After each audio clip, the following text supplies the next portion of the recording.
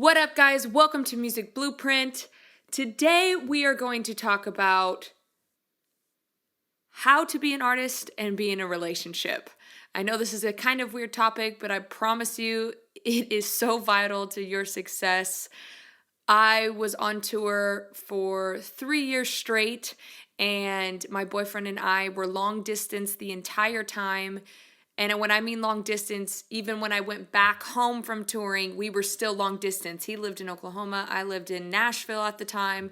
So I wouldn't say we perfected how to do it, but I do have some tips for sure that I think that we nailed down and kind of helped our relationship. So first and foremost, us as artists, we tend to be a little volatile in our nature. I don't know if it's because we just want to get a good song out of it, or there's something effed up inside of us which makes us good songwriters at the end of the day.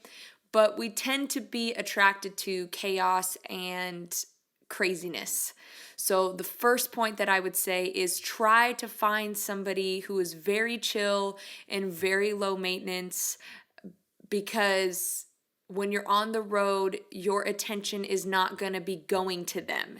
It's going to be going to tour, prep, sleeping, practice. I mean, it's again, from the moment you wake up to the moment you go to sleep, you are in tour mode.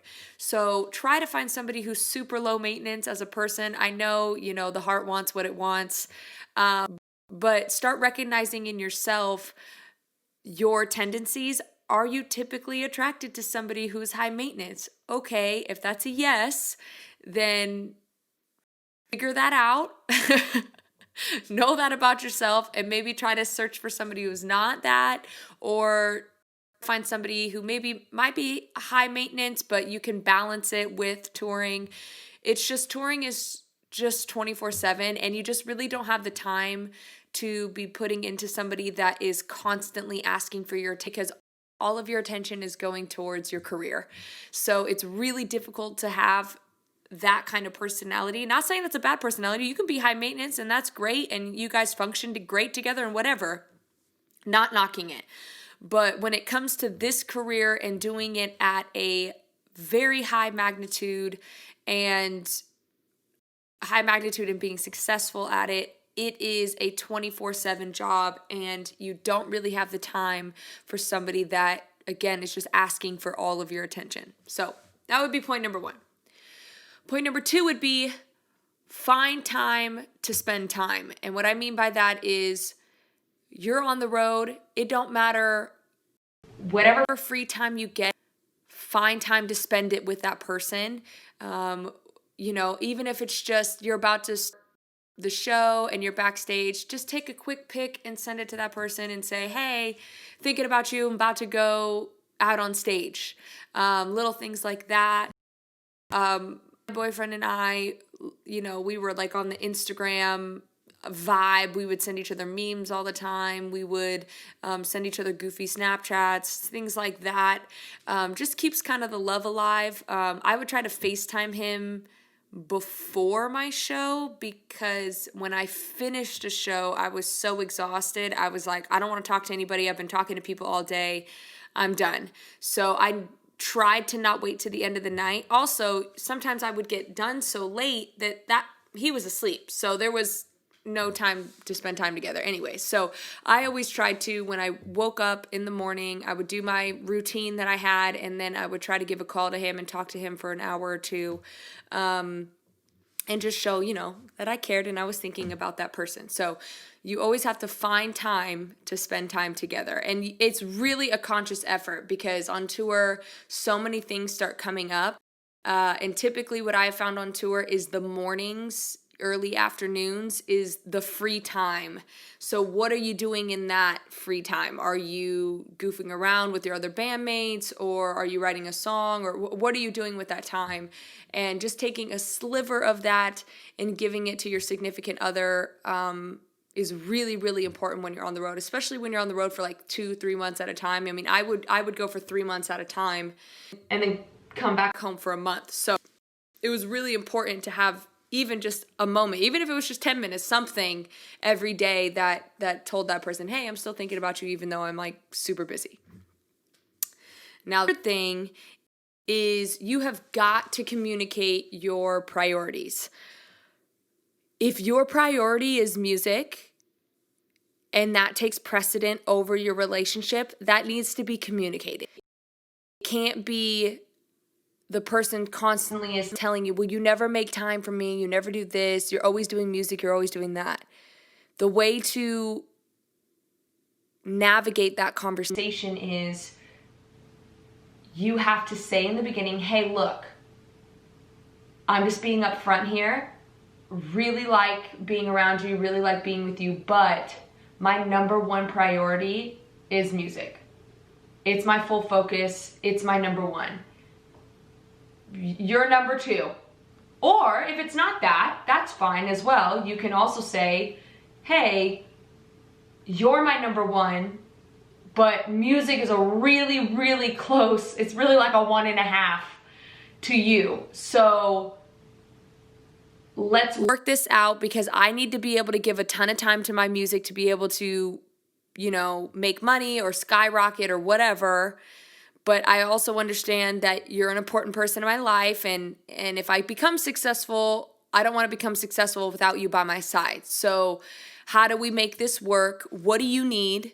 Here's what I need. Let's find something in the middle and negotiate. It's all about communication and really navigating everybody's feelings and allowing them to feel whatever they need to feel.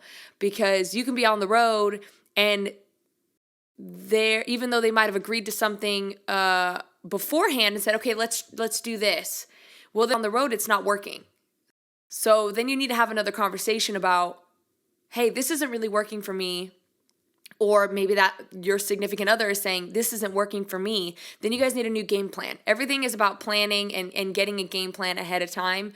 Because again, tour is just wild and it's just all encompassing. It's just consuming. And so you really have to try as best as you can, try to foresee all the little problems that could happen and then be quick on your feet. Because a lot of times I would say, okay, let's chat at 11 o'clock. Well, then it'd be 11 o'clock and my boyfriend wasn't awake yet because I was in a different time zone. So 11 o'clock was his 8 a.m. or whatever. And so then we had to chat and say, that's not really working for us. We need to find a different time. Can we do this time instead? Does that work with you? And we had to communicate back and forth. So communication is a really, really important part of having your relationship last through touring. Because touring, as most of you know, can last for years. And then you get a little break and then you go back on the road for another 2 years. So it's all about communication, figuring out how to spend time together and saying, this is working for me and this isn't working for me. Now, when you finally are together, and this will probably be my last point, when you finally are together, I have written down go into overdrive, like spend every minute you can together.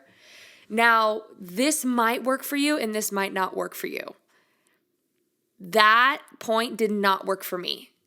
I didn't like that I came back from tour and I felt like I was with my boyfriend and I felt like we were on vacation and there was no feeling of normalcy. Like I couldn't figure out, because my boyfriend and I had been together for so long, okay, is this what life would be like?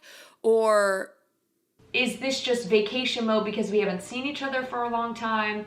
I tried to really work on finding the normal, like what would life be like if I wasn't on the road, to see if I could be with this person for the rest of my life kind of thing. But it's a little bit hard. So what I tried to do to navigate is the first week off a tour, I would just say, I'm taking a week off. And I would just go into overdrive, spend time with that person, do the little things that I needed to do. But I would just try to spend time with that person as much as I can to try to make up for the fact that I've been gone for so long. And then after that week, then I would try to find a normal routine. Like, okay, look, I need to go back into the studio. And I'll be in the studio for 8 hours. I'll come home. We can eat dinner together. And then try to find a routine in the normalcy.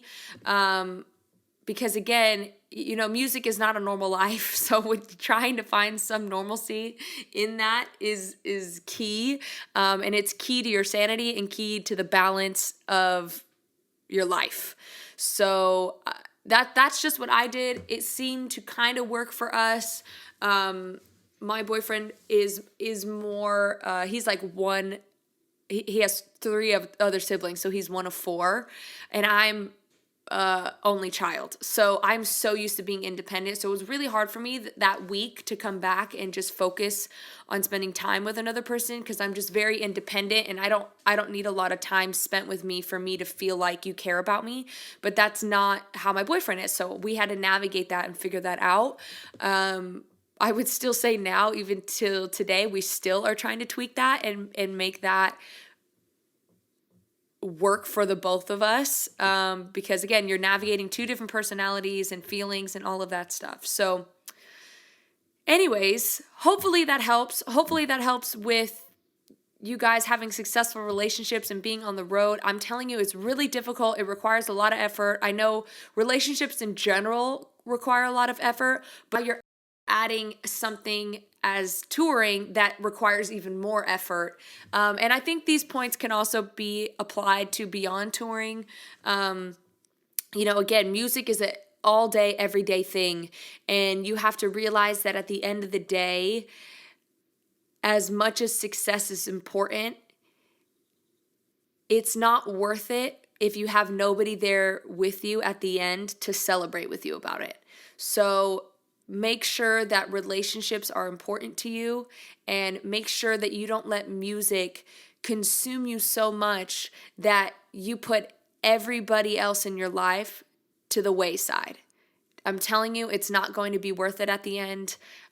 You definitely want to invest in people and have successful and flourishing relationships, because then when you finally do win and you get that big break, you have all these people around you that have been on the journey with you, and then you guys can all celebrate together and have a blast. It's so much fun that way. All right, have a great week. I will see you guys next Monday, and work on having great relationships. All the love. Peace.